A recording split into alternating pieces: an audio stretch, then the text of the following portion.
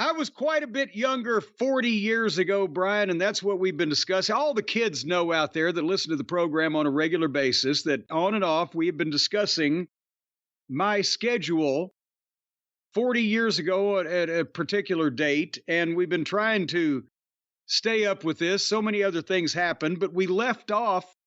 And by the way, again, you can go to the official Jim Cornette YouTube channel and look these up. It's Jim Cornette on his Mid-South Wrestling schedule for what, first half of January, second half of January, first half of February, second half of February. And if you want to go back a little further and get the lead into it, we even go back to Memphis in 1983.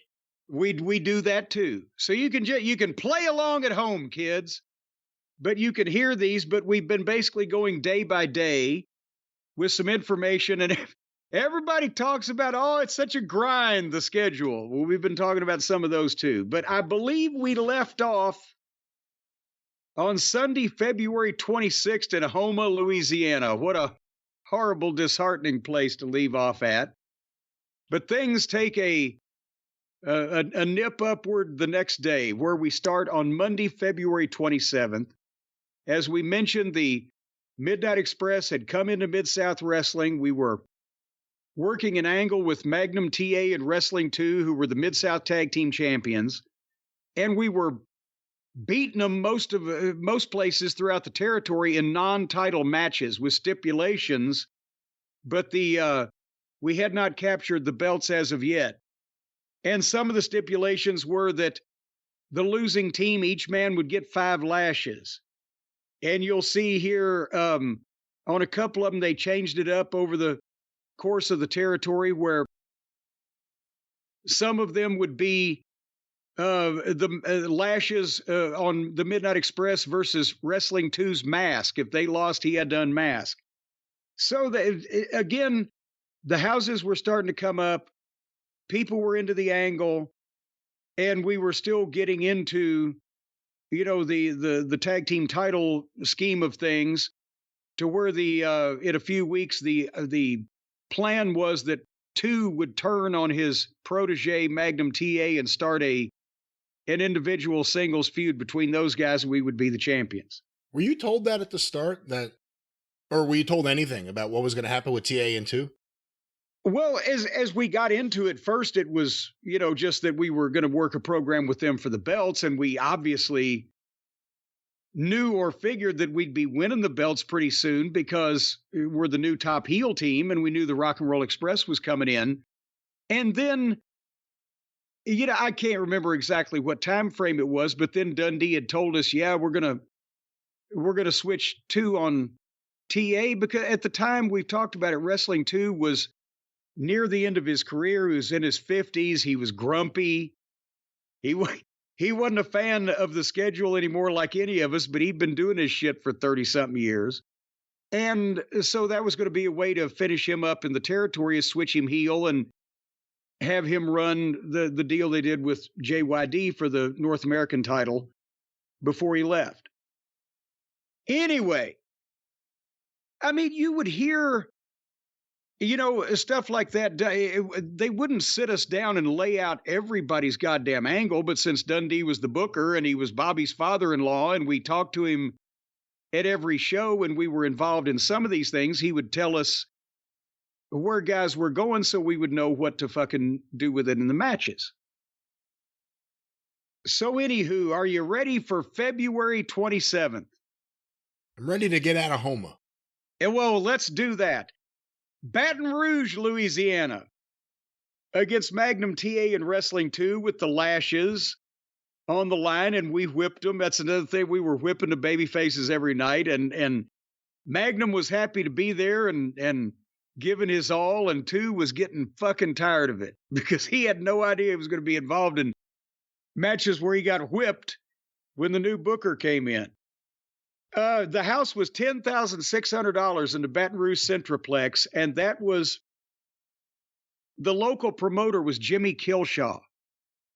And he had this giant red, I guess they used to call it a carbuncle, but kind of a blood blister on his neck. And no matter, it seemed like what the house was, the boys would rib, he would always say it, 10-6, $10,600. And you would get paid on whatever he reported.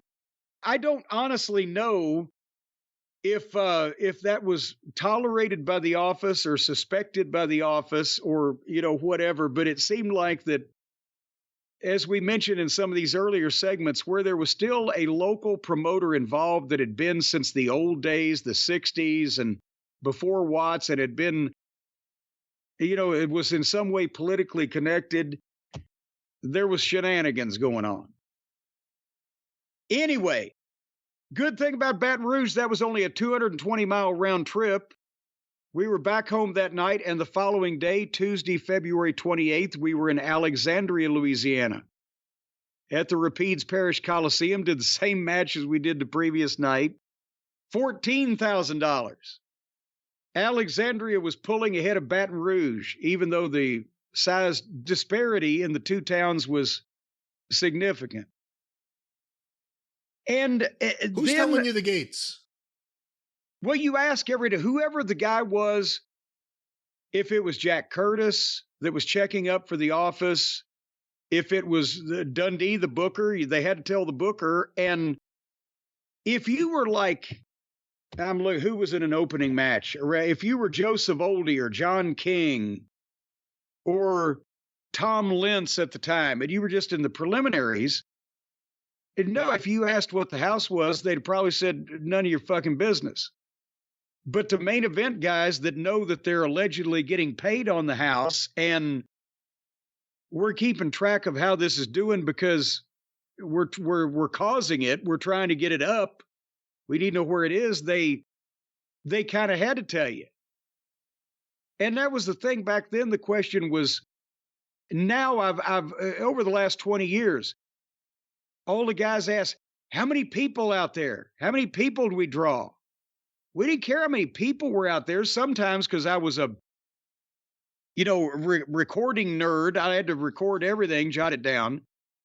I would ask that, or I'd just hear it. But the idea was the money. What was the house? How much was the gate? That's what every main event guy or every guy that was on some semblance to the top of the card wanted to know about. Because that's how they could figure, well, if the house was up, so my fucking payoff ought to be up. And if it ain't up, then why wasn't it up? And then you have those talks. Does that answer your question? It does. So now here's the problem. We were in Alexandria on Tuesday night, the 28th, right? Now Shreveport on Wednesday, February 29, it was leap year.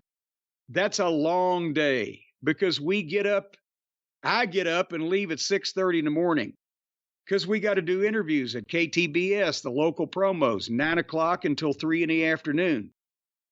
And then you've got like 2 hours to go and find something to eat and get over to the Irish McNeil and Boys Club and at the fairgrounds, and we've got the TV taping.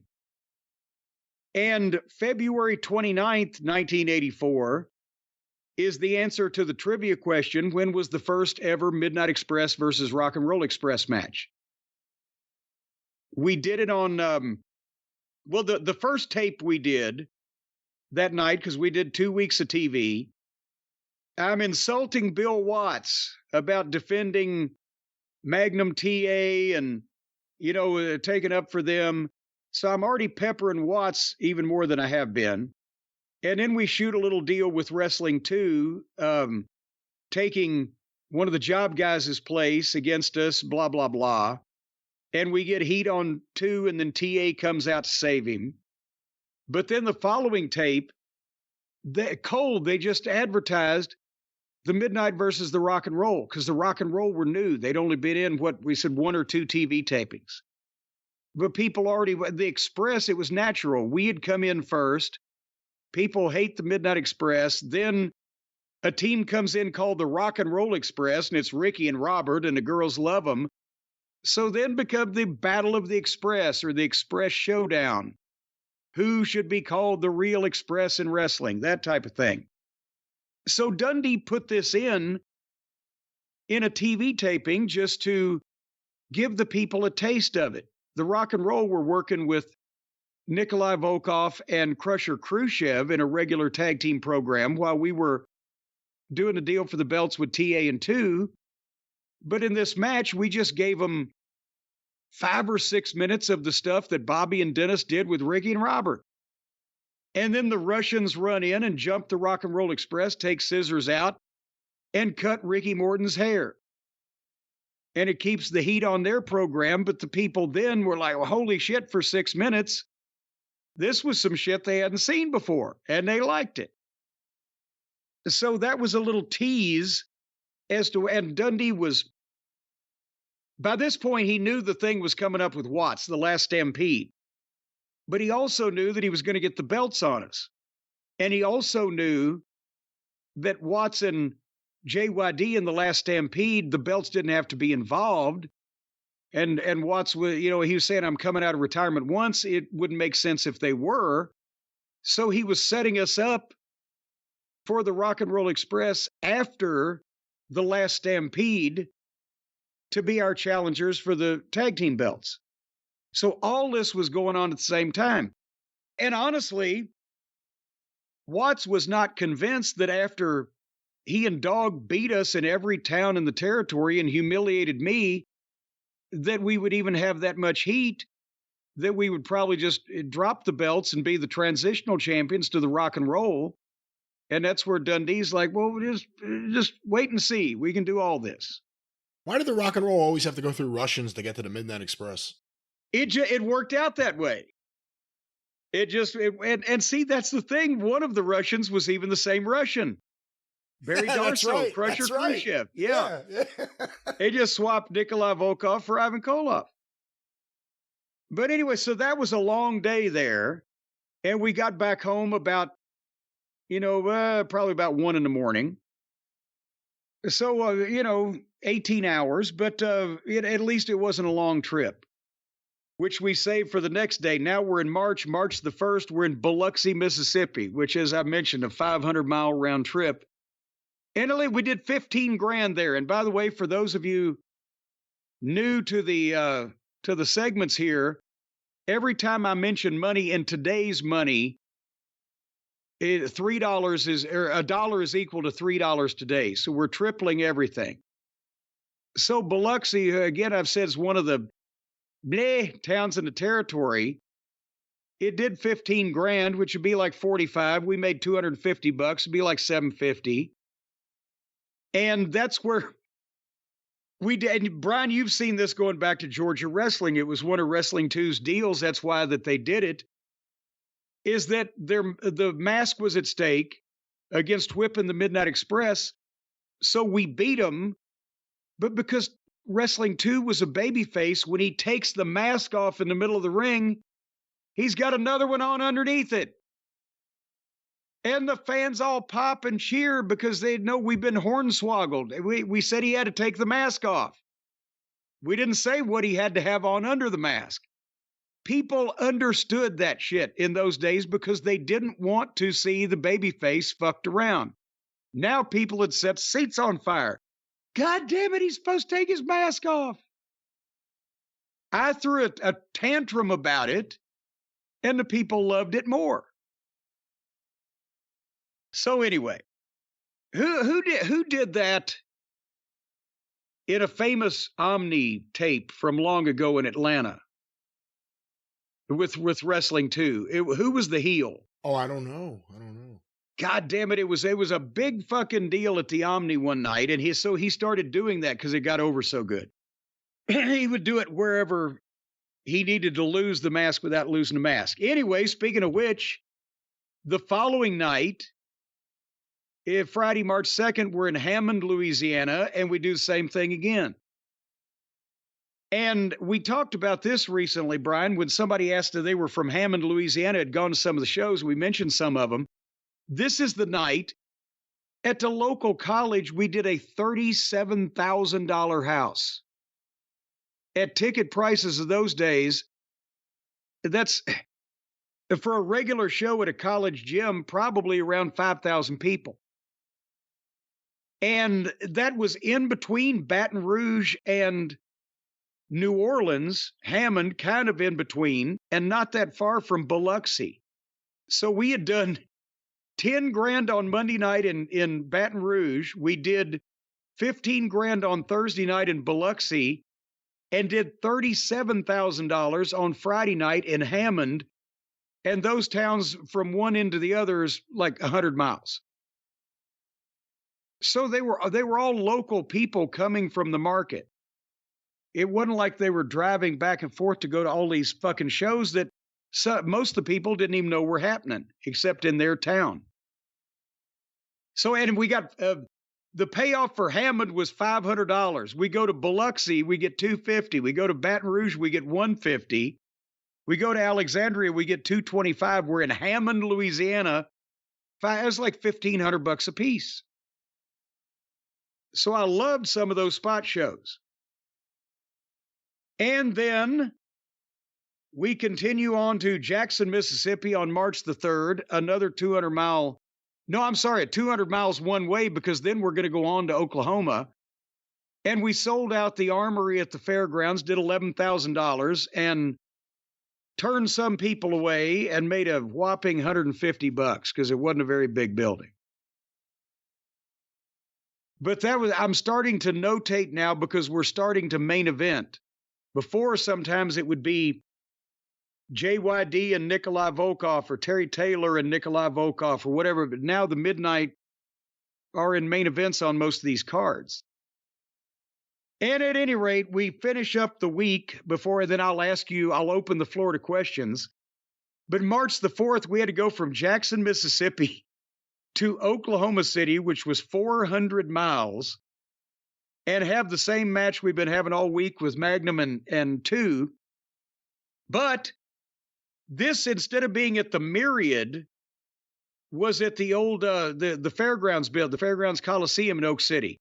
When they couldn't get the Myriad, they would do the Fairgrounds, and it was a deal because the Myriad was downtown. It was a new, bigger building. Rent was higher. They charged more for tickets. And also people had to go downtown and park and do all that bullshit. It was more money. At the Fairgrounds, they still had the old ticket prices. I think it may be at 10, 7, and 4 or something like that. And the parking, if I'm not mistaken, was either free or like $1. So we did 10,125 people at the Fairgrounds Coliseum, a sellout with about 800 turned away. The house was only $51,000, but still, our first main event in Oklahoma City, and we turned people away from the building that they ran there for years and years before the Myriad opened. And we haven't even got to the Rock and Roll Express yet, and our angle with Bill Watts is about to come up next week. So you always asking, when did we know things were clicking? When did we know blah, blah, blah? That was a real good fucking sign. How different is it the way you process what's happening? What's happening being anything from how you're getting over, how the audience is reacting, how things are going. How different is the process, or how different is it to process it when you're working every day and you're nonstop on the run? No planes, just car rides nonstop, versus today where you may work a couple of days a week at most, and you're flying in and out of a town. In terms of processing what you did you have enough time to process it?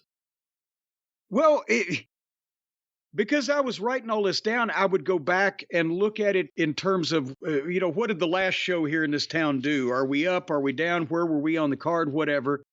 Most of the guys didn't honestly take that much detail to it.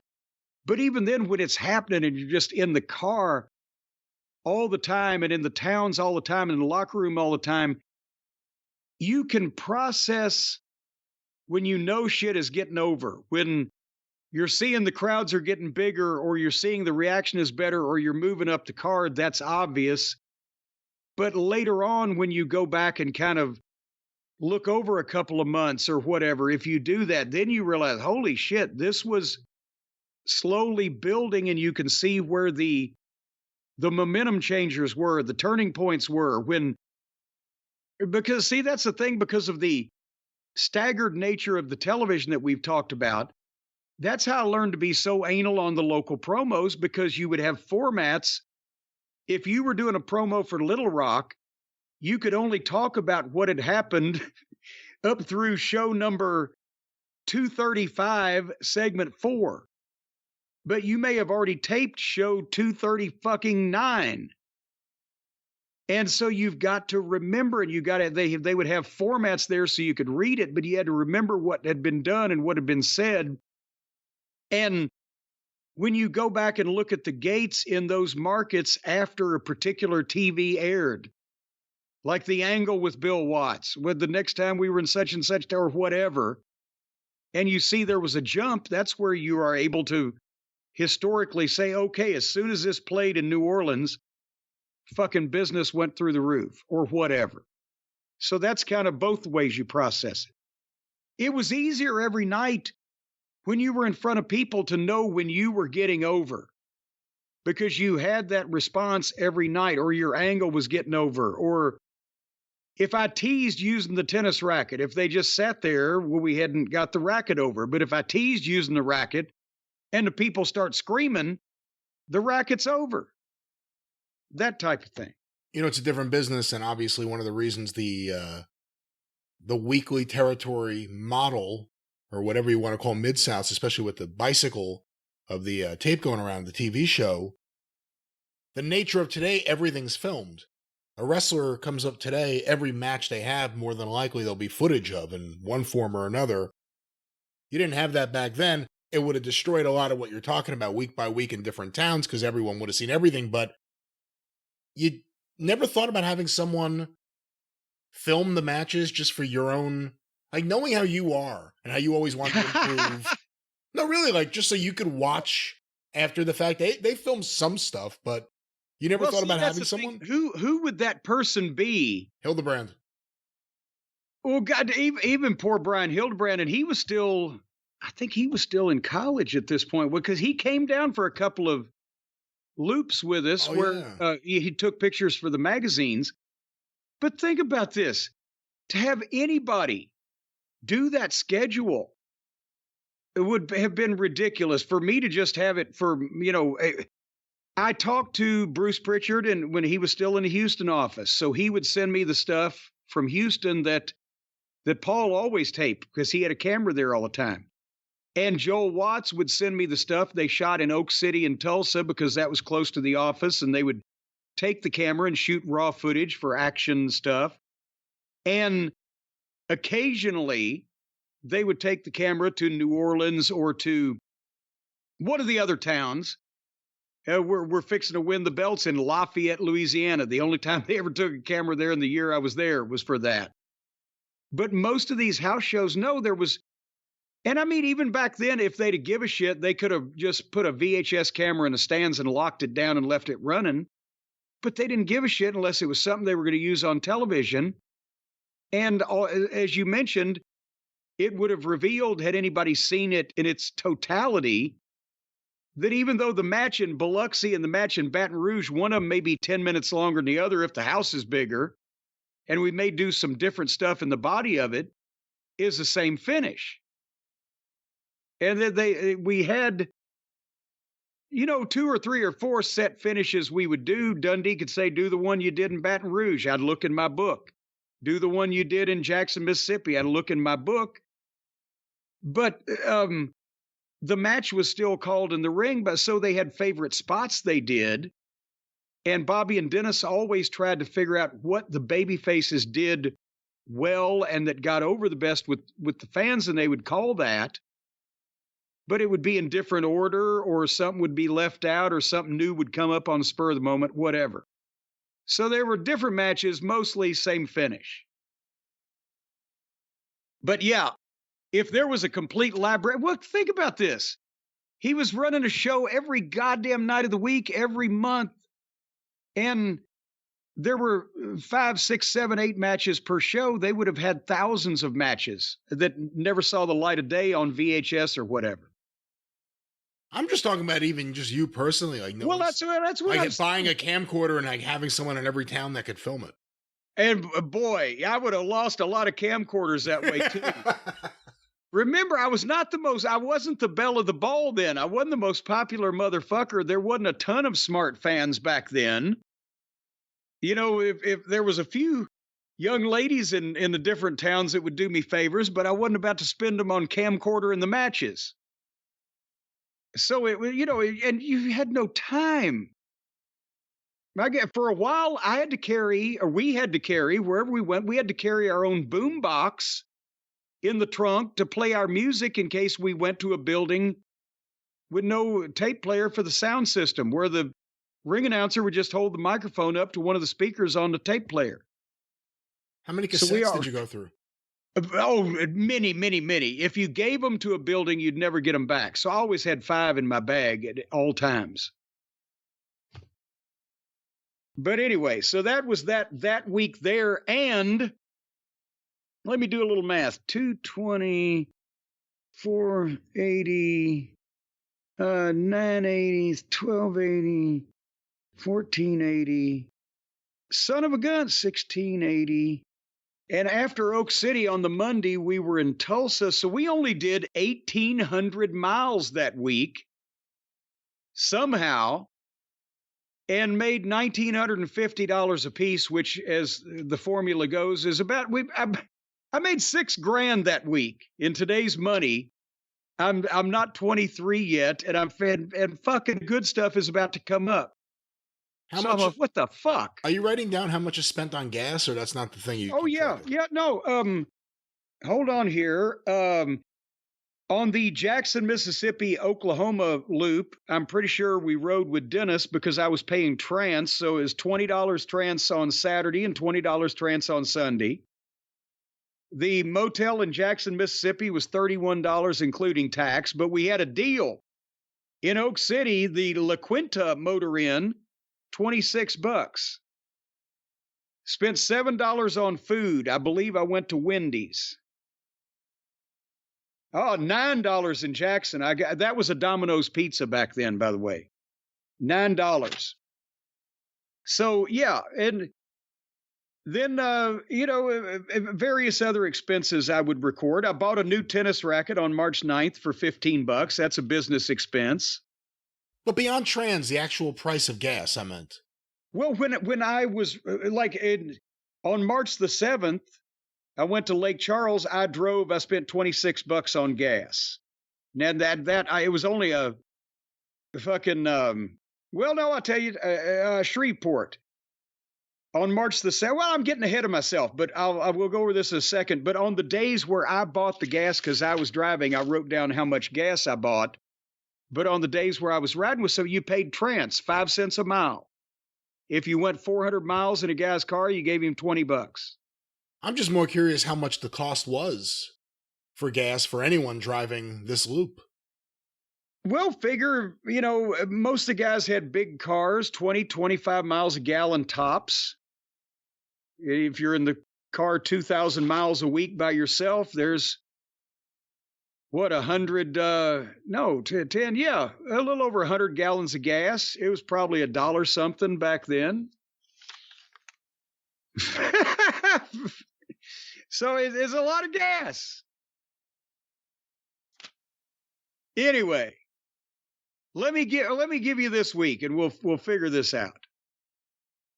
Because Monday, March the 5th, we were in Tulsa on a rare Monday night. Usually it was the Sunday double shot, right, where we do Oak City in the afternoon and then Tulsa that night. But since they couldn't get the Myriad, they got the Fairgrounds the night before on an evening show. So Tulsa is on Monday night. And Tulsa with Magnum TA and Wrestling 2. And we, fuck them and beat them 1, 2, 3 and give them lashes. We did $32,000 and got a $250 payoff. Because then we had started learning that Tulsa, being closest to Bixby, where Watts's office was, somewhere or another, the payoffs were never as good in Tulsa as they were in the rest of the towns. And then we were told it's because he took the office expenses out of Tulsa before he did anything else. Now, it may or may not have been true.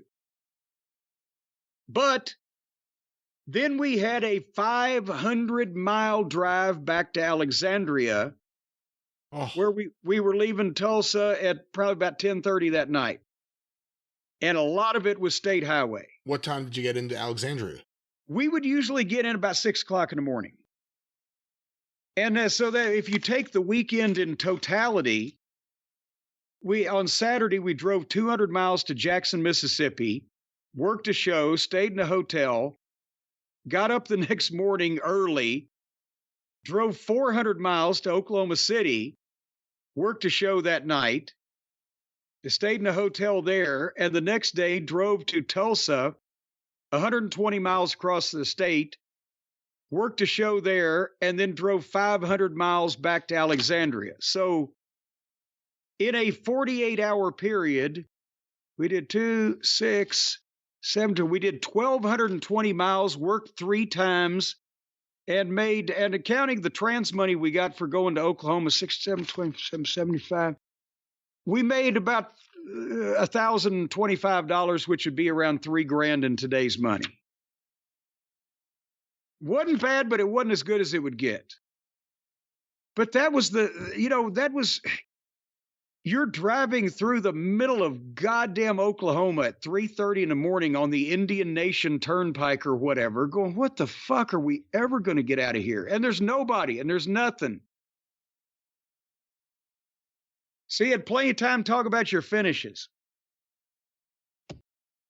Anyway, March the 6th, we were off and we were home. God bless America.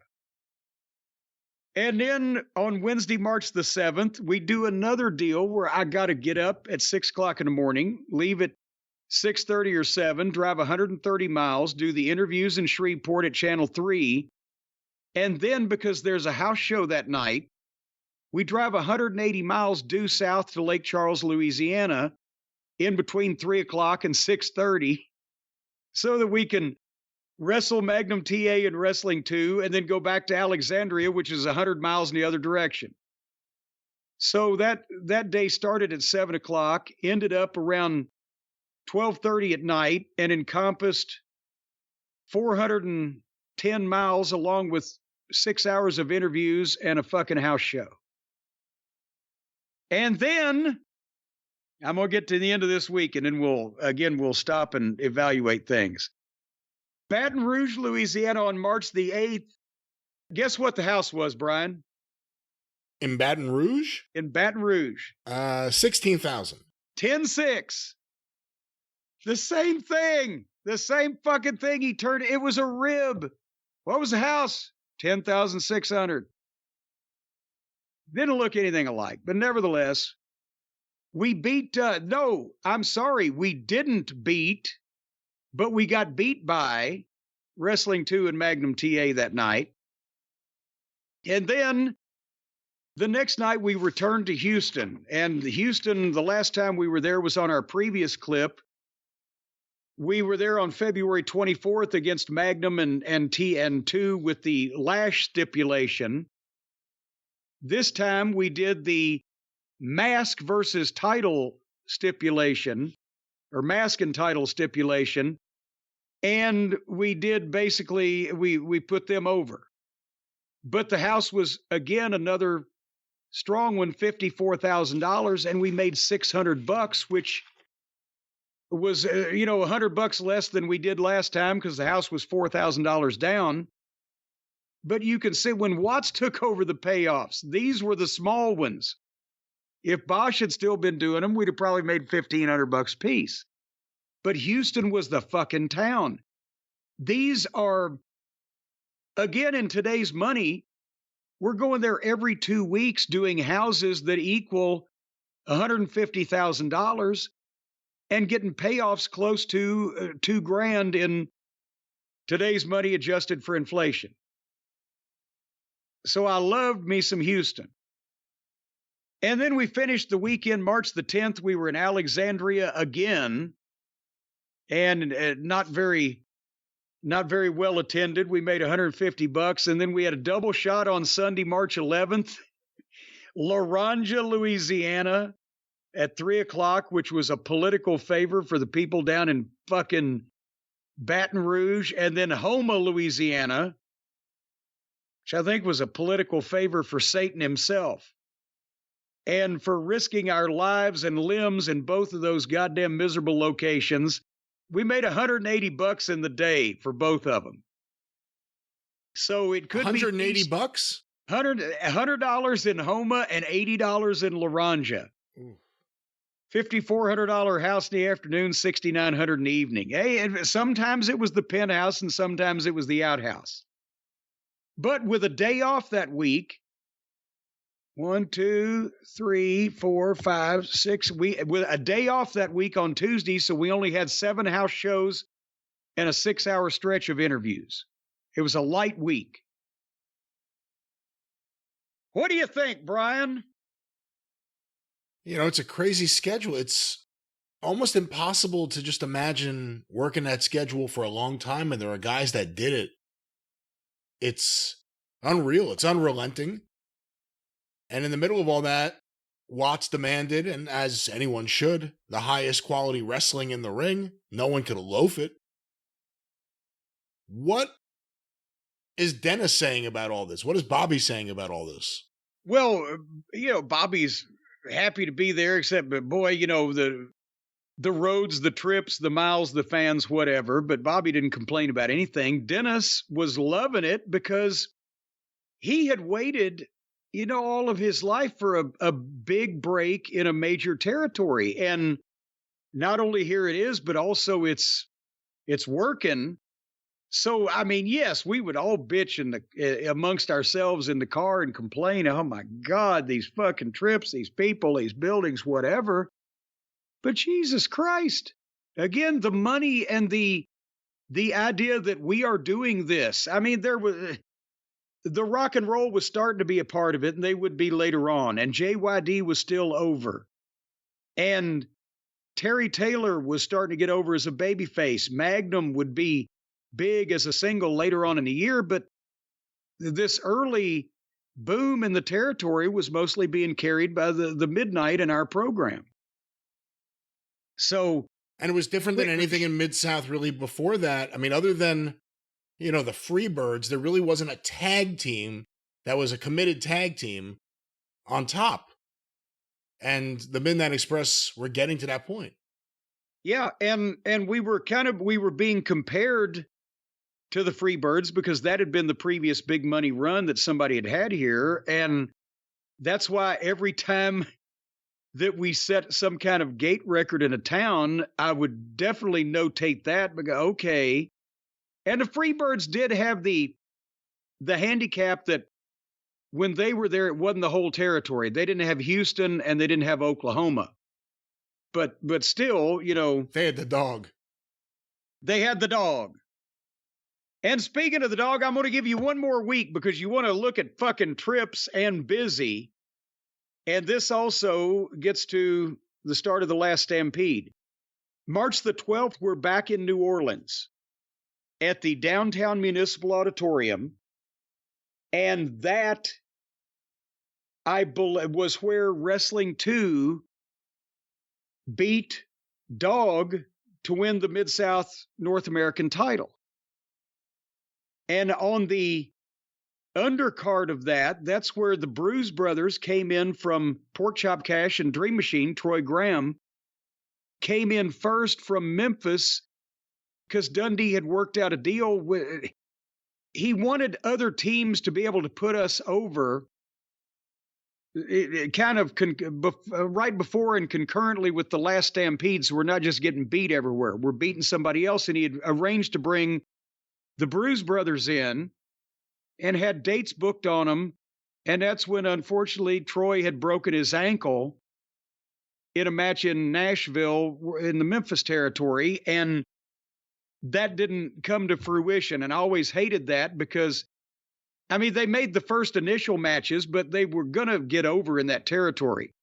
Pork Chop, the black fans loved him. Dream, he could talk the bullshit like Dusty. They would have been huge baby faces.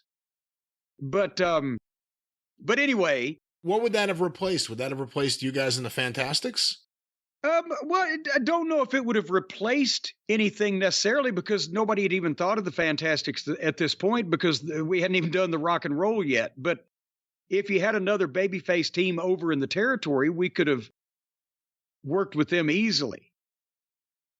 And this, anyway, March the 12th in New Orleans, that's the point I was going to make, is that we do the deal. And the way that this happened, and I can't even, maybe you remember better, how did they sign that match with Two and Dog? Because since it wasn't our specific issue, because Two wouldn't actually turn full-fledged heel until the next night in Lafayette on the 13th, where we switched the belts. So how did they advertise and set up Two versus Dog for the North American title? I don't remember the actual setup right now offhand, but, that was the match in New Orleans that a lot of people today point to as being a match that killed New Orleans or killed the aura of the Dog in New Orleans. How do you see it? Yeah, well, it was. And to make matters worse, it was a complete sellout of both sides of the downtown auditorium. The only time the year that we were there that we saw it was a $36,000 house. And I believe at the time they had either $4 or $5 general admission tickets at the downtown building. So, see, remember I've told you it's like the old Ellis Auditorium in Memphis or some of these other old-time downtown auditoriums for various concerts, political speeches, whatever. They could put a curtain across the middle of the building and seat like 3,000 people, or they could draw the curtain back, open up the whole building. It was like a complete another half of it, and it would seat almost 6,000. And they did that this night because of Dog and Wrestling 2. They'd never seen that match, North American title. We were on the underneath with the Bruise Brothers, and it was sold out, and all the biggest crowd that the downtown auditorium would have that year saw the Dog go down to the shittiest knee lift ever perpetrated. And it was supposed to be a loaded knee lift, but Two was just becoming a heel. And some people, I think, saw it and some didn't. But when he loaded the knee pad, he runs over and Dog was in the worst of his bad habits at this point, and it was way out of shape, and I don't know what happened, but instead of taking a big bump for this loaded $1 million knee lift, Dog just stiffened up like a fucking tree and then just fell in kind of the fakest way you've ever seen. But that was his thing. I mean, again, here it was really bad because it barely looked like the knee got him good. Yeah. But whenever the Dog would get beat bad on Mid-South TV, that was his move. He would just stiffen up and take the timber bump. Well, somebody needed to hit him with something first, because this didn't. And people farted at it. They didn't believe it. Whatever their conception of it was, Junkyard Dog took a dive, or that was phony, or what, it just looked like shit. And whether it was beating the Dog in New Orleans in that way, or whether it was the shitty way that it looked, or, whatever, that building never recovered. They farted at it. So thank goodness the UNO Lakefront Arena was about to get introduced to wrestling. But it was like Two couldn't get up too high and Dog couldn't bend over enough. Something like, it just, wow. It's like, what just happened? Why is he selling that? The only other time they opened up both sides of the downtown building that year was when in September, when they shaved my head, but put my hair on the line, and we didn't draw $36,000. It didn't work. And you didn't do the scaffold there, you did it at the Superdome, right? Exactly. But anyway, that was March the 12th, and then March the 13th was a Tuesday night in Lafayette, Louisiana. And we were on a little string there because Lafayette's 150 miles directly west of New Orleans. We sold out New Orleans on Monday, and we sold out Lafayette on Tuesday.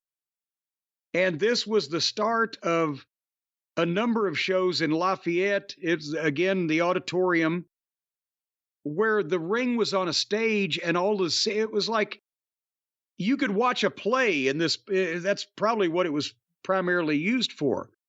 There was a stage and then theater seating, right? So the ring was on the stage with ringside seats on the left side and the right side, and then all the people were in the the theater audience type of thing. And they couldn't get any more people in the building, so every time we started going back, they would start increasing the ticket prices slightly until I think we had 4 sellouts. When we get finished with this, we'll find out we had 4 sellouts in Lafayette at 4 different fucking gates. It kept going up, and we kept setting a record. But this was $13,600, probably close to 2,000 people. And that's where we win the belts from 2 and TA. The stipulation was the belts were on the line, and whatever team loses will get the lashes. So a couple of spots during the match, I was harassing Wrestling 2, and I would draw him from the corner to where Magnum would get to the corner and be able to tag, but there's nobody there to tag. And then finally, the 2 would get back in the corner and he'd be yelling at Magnum like, "Get up, come on, tag me," like it was his fault, right? And finally, we beat up Magnum and he takes a big bump, and Wrestling 2 just jumps off the ring kind of in disgust.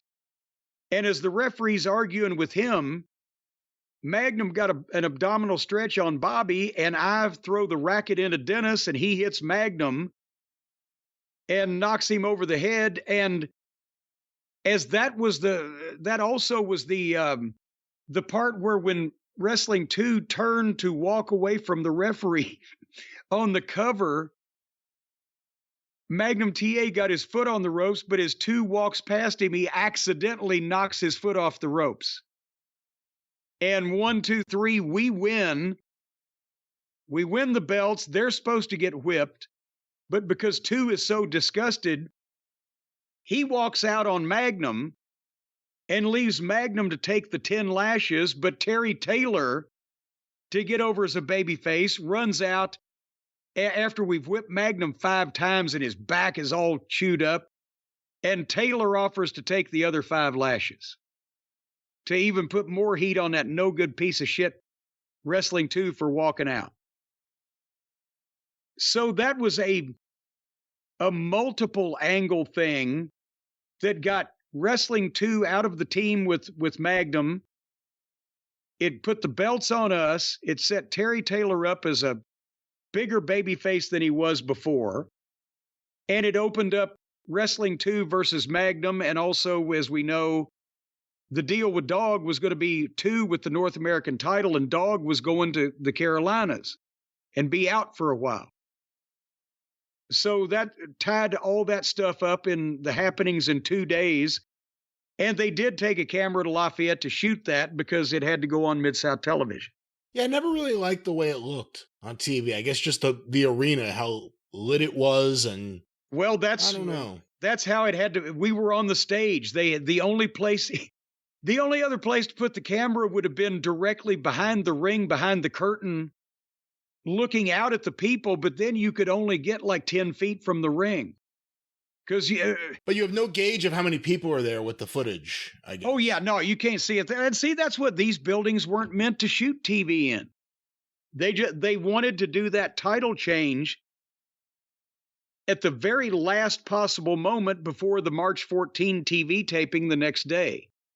Because that's when everything fucking happens to set up the Superdome.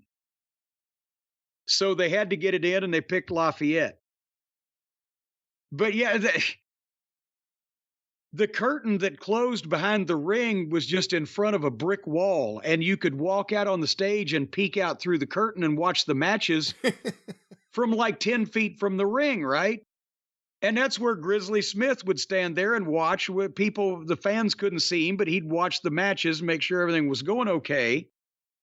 And I walked past there one night, and as I walked behind him, because it was a $50 fine at one time in Mid-South Wrestling to Goose Grizzly because he was jumpy.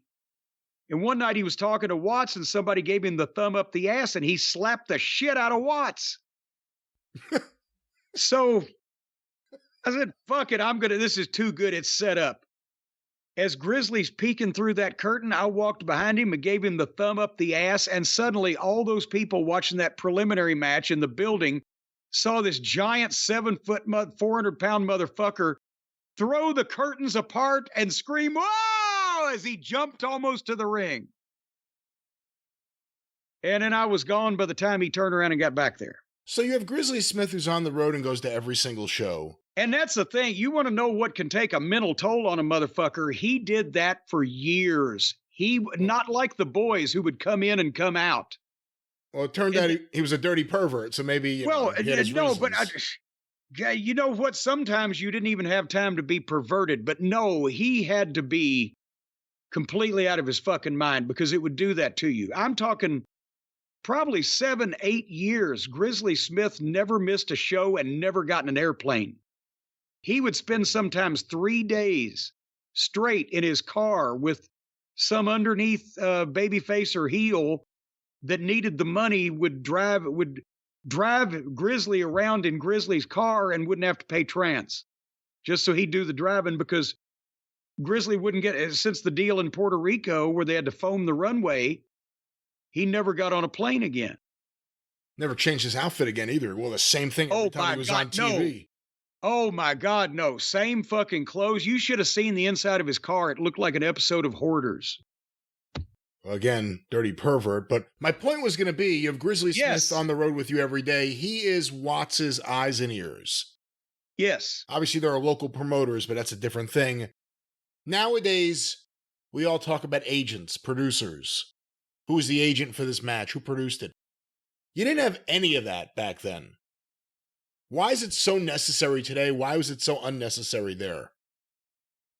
Because, well, without trying to insult a lot of the current talent, and there is a caveat, you got to have an experienced producer today because a lot of these guys don't know how to work on television, or don't know how to execute a finish, or don't know the timing or whatever.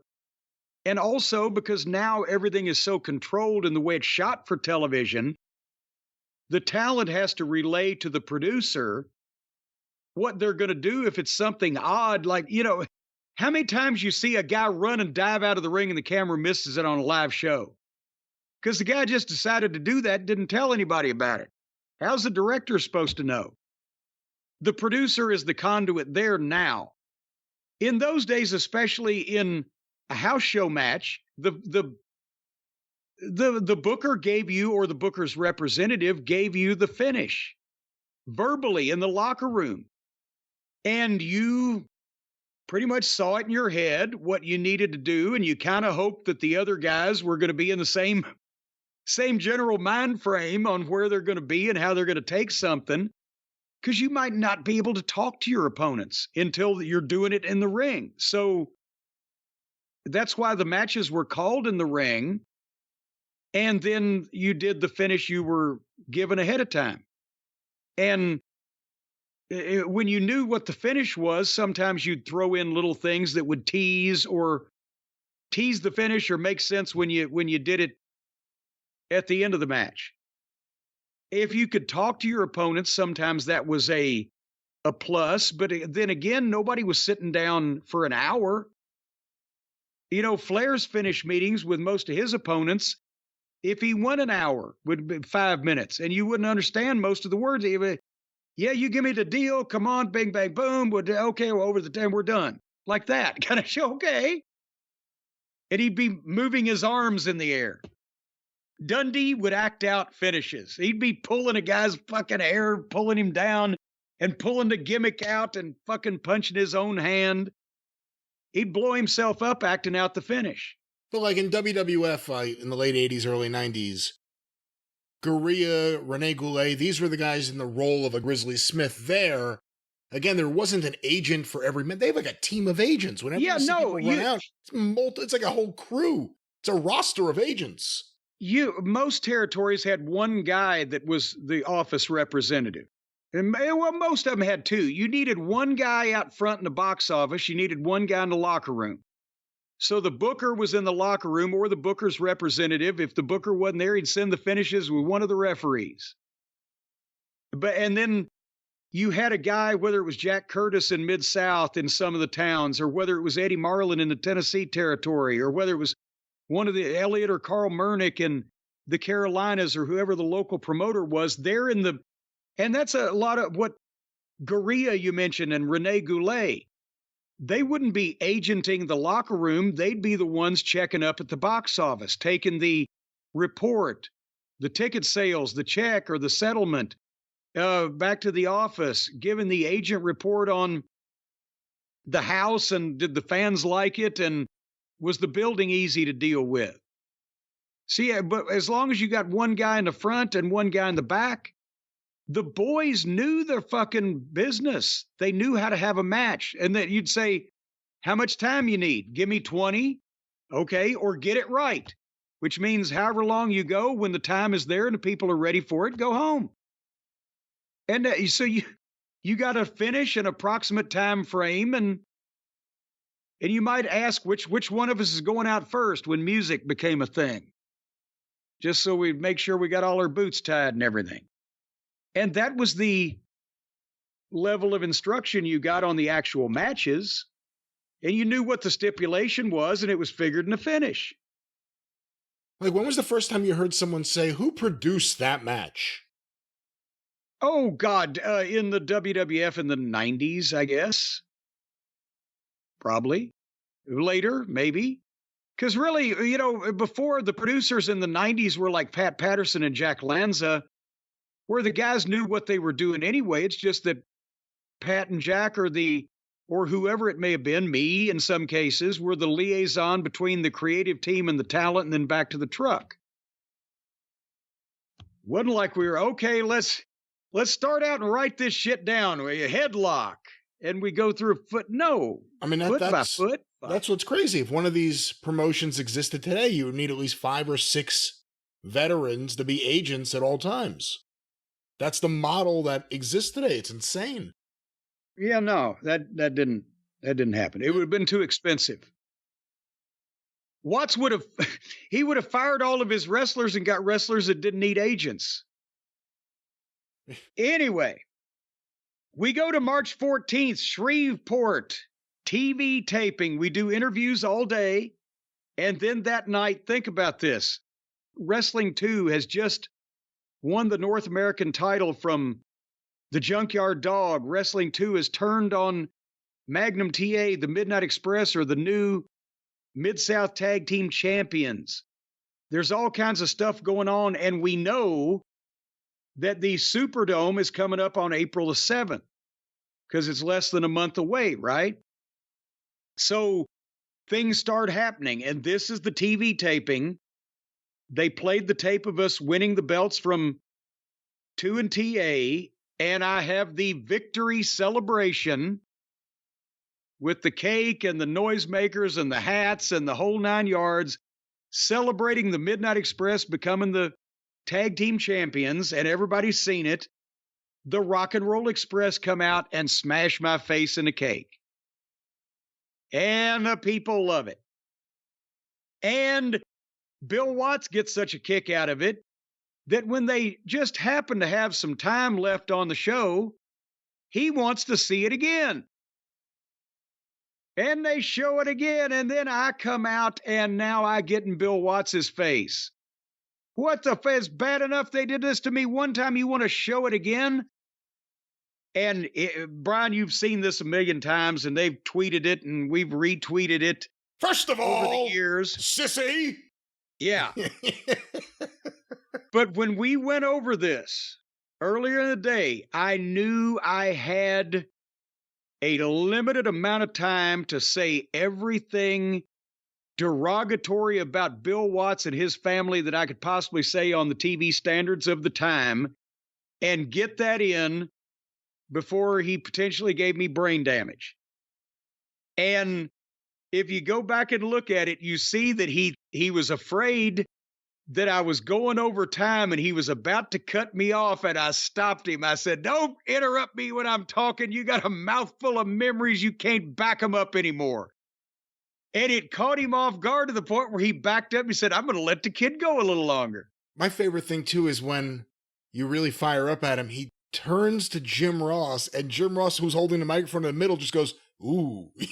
Yeah, just like, I'm not involved in this, and I don't know what in the world he thinks he's doing. Sorry, boss. I'm not involved. Yeah. And I was able to cut him off and get the point in about I'm going to have your stupid-looking son, Joel Watts, selling Midnight Express T-shirts and swabbing out toilets and blah, blah, blah, or whatever the fuck. And that's where, the slap. And so we had been going over it during the day, and obviously Dundee had already told me, I bring the cake, I bring the party favors. That was my dad, done it before. They knew they could just, here's what we're doing on TV. I would have all the shit, right? So not only have I known that ahead of time, but then we go over it during the day where Watts, again, he followed what Dennis Condrey always said. The best way to get heat with our style was to make them laugh and then make them mad because we made them quit laughing.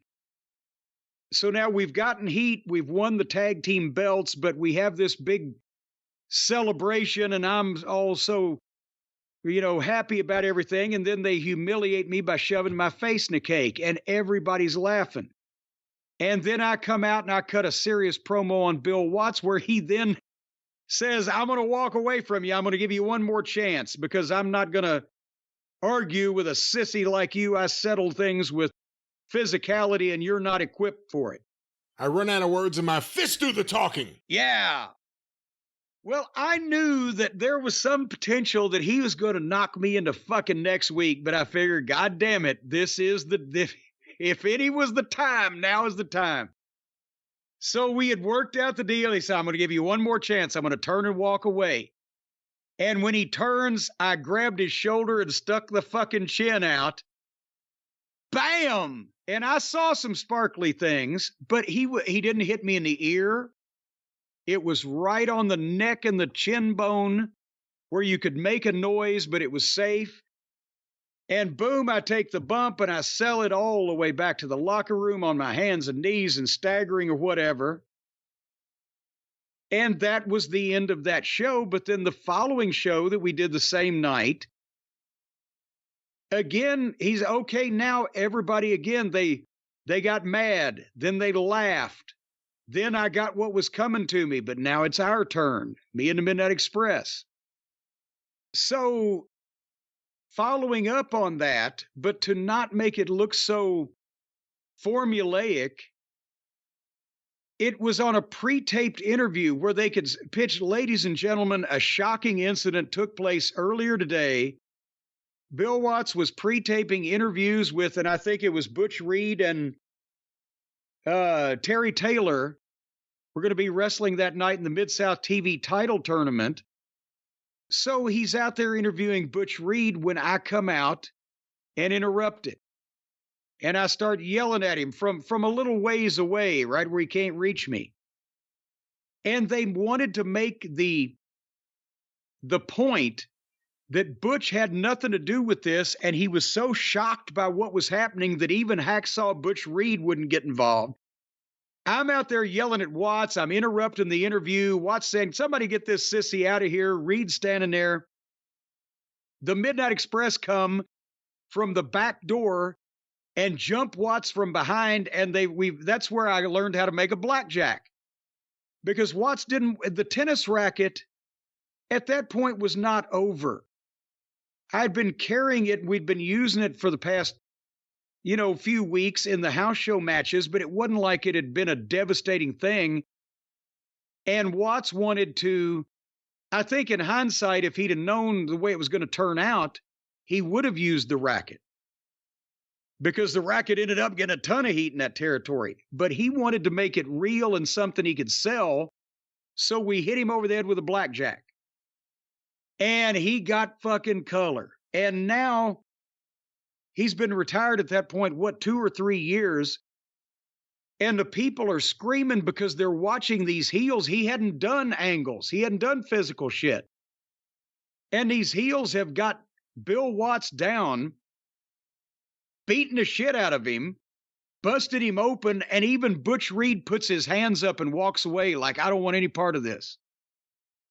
And so then all the baby faces come out and save him, blah, blah, blah. And that was the instigation for the last Stampede. So on this TV taping, they did everything that not only would set up the big April 7th Superdome show, the main events, but that would be headlining all the towns in the territory all the way until the middle of May. And this was the most important television taping I'd ever done to that point, maybe the most important one I ever did, because this was what led to us directly setting all those records and getting enough attention to where everybody in wrestling wanted to book Jim Cornette and the Midnight Express. And we got paid $40 for TV. That was the interviews were free, and we got $40 expense money for television tapings. I would do it again and even give them the $40 back. Well, there it is. And, I always say it, the big follow-up people forget is they had you in the second chair on Mid-South TV the next week.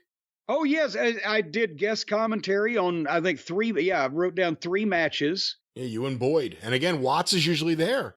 Jim Ross is just starting to be the regular, but it's always Watts and Boyd Pierce. So for it to be Boyd and the guy who took down Bill Watts, who's all smug, that's heat. And anyway, we talked about schedule. I'll finish this week up real quick and we'll be done. The next day was Little Rock, Arkansas. So we stayed in Shreveport that night, went over to Little Rock, which was only 200 miles, and then 270 back home to Alexandria that night. They were behind on the TVs, so we were still doing the Lash deal with 2 and TA because nobody knew what had happened 2 or 3 days earlier, fucking 300 miles away. And then we started running in on the Rock and Roll Express's matches at this time also, starting to get heat on them. So Little Rock that night did $27,600. Remember when back on, where was it? I'll turn back here. On January, I can't turn the page. It's stuck together. On January 1st, we were in Little Rock, Arkansas. The house was $10,000. We made $100. On March 15th, the house was $27,600. We made $500 apiece. And Little Rock would go on to be a very strong town the rest of the year. Then Friday, March 16th in Monroe, Louisiana, again with 2 and TA. We're finishing up there. And then Saturday, March 17th, Greenwood, Mississippi, Brian. That was one of the George C. Culkin towns, the old Curtis family towns. And when they had been independent from Watts, they had run Greenwood and Greenville, Mississippi, Jackson, Biloxi, and Vicksburg as their main towns, right? And again, that wasn't a big money territory, but it was steady and it was consistent. They'd been running these buildings in these towns for years. We go to Greenwood, it was advertised Wrestling 2 and Magnum TA. But I don't remember exactly what the reason for the switch was for, but it ended up being Wrestling 2 and Bill Dundee filling in. Since Greenwood was close to Memphis, they knew who he was. But we did an $11,600 house. It was a sellout of the building in a record house for Greenwood, Mississippi, with like a 5-match card. And, in that match on top, this again was a great sign because it was, even though it wasn't a lot of money, is a building they've been running for 30 years, and it was a record crowd. And we've been there 3 months. So take that, right? And then Sunday, March 18th was Alexandria in the afternoon in Lake Charles, Louisiana that night. And we finished up on March 18th with the whole thing with, I believe finished up, yes, with Wrestling 2 and George Weingeroff as his partner. And then that night, March 18th in Lake Charles, was our first Mid-South house show match with the Rock and Roll Express. And we did a DQ. The house was $11,000. We were the main event, but we'd done no angle. But that was, again, a harbinger of things to come. So, the tally, you talked about the schedule. I'll open it up to your questions and we'll be out of here. We worked 7 days that week.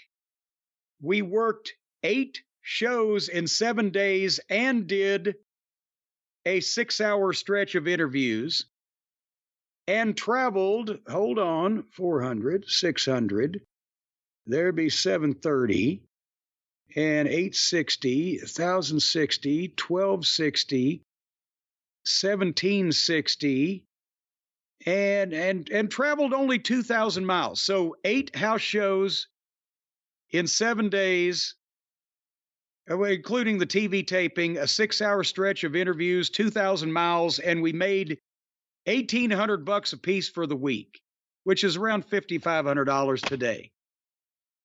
That kind of shit is not sustainable for people's good mental health. I will tell you that right now, because it was starting to be a bit burdensome, even though we were still just getting into the beginning of it. But you knew you had the big angle coming up, so I guess that's the payoff for all these miles on the road. Well, and then the payoff after that for all the miles on the road was the next big angle because then it was addictive once that you had done something like that. And once you draw a record crowd in this building, or once you main event the Superdome or whatever, you want to do it more. And there's always the possibility that you can follow it up with something even bigger. We followed up everything that we did in Mid-South with something bigger, except for the last Stampede. You couldn't really hardly get any bigger. But I'll take the records on that exist. But that's the thing, is that we knew that as long as we could keep up this pace, we had so many different things to do and so many different places to go that, fuck, how could you not do tremendous business with a cast of characters like this and the TV that was so strong in every town? Because that's even when Watts's house show business was down, everybody still watched the television. He had the people watching. You just needed to reach them with something they wanted to pay to see. And every once in a while, you need to shake things up and change the talent around. And that's what he did. Comments and suggestions? Well, no suggestions, but I think that's a great place to end for this week. Our look at Mid-South. We went into early March 1984, and things are only going to pick up from here.